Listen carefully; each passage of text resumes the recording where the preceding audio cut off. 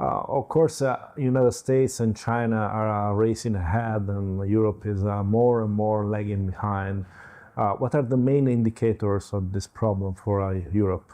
So I just in my presentation just now talked about, for instance, if you look at the world's most important AI conference, which happens to be in Europe, and you look at the percentage of papers that were accepted from various institutions around the world, only 1% were accepted from an institution within the EU, only about 4% within institutions from geographical Europe. So, that really shows you how the continent would be positioned when it comes to competing in frontier areas.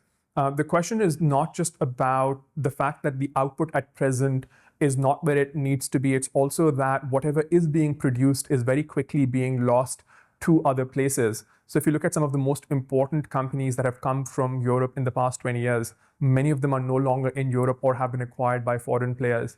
UiPath, not in Romania anymore. Hugging Face, not in France anymore. DeepMind, now a division within Google. So I think these are both some of the causes and the consequences of Europe not competing at the level that it ought to. Okay.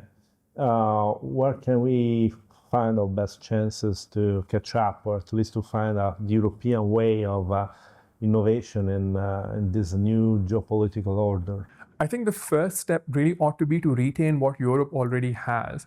So if you go to universities today, the culture still is that the people are still either trying to move to the US or trying to sell their companies to American players or getting investments from American VCs, not European VCs. So before we get to the question of, how does Europe do more than it's doing right now, the question really ought to be, how does it retain the output that it's already producing but losing to other places?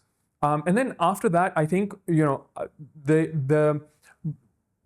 I don't think Europe is really there when it comes to attracting top talent around the world. If you look at the US, despite all the pushback against China, you go to top American tech companies, and the talent base is still, the plurality comes from Chinese institutions.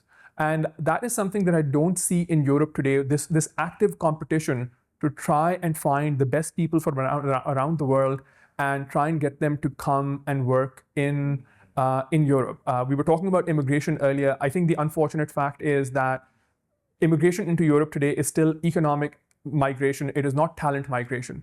So how does that conversation move in that direction? Just one important last fact over there. Most of the reasons why the US is competitive in tech is because it imports its talent, not because it produces its own talent.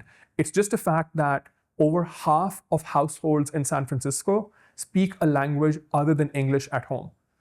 So how can Europe show up in that competition for global talent rather than the immigration debate being limited to economic migration?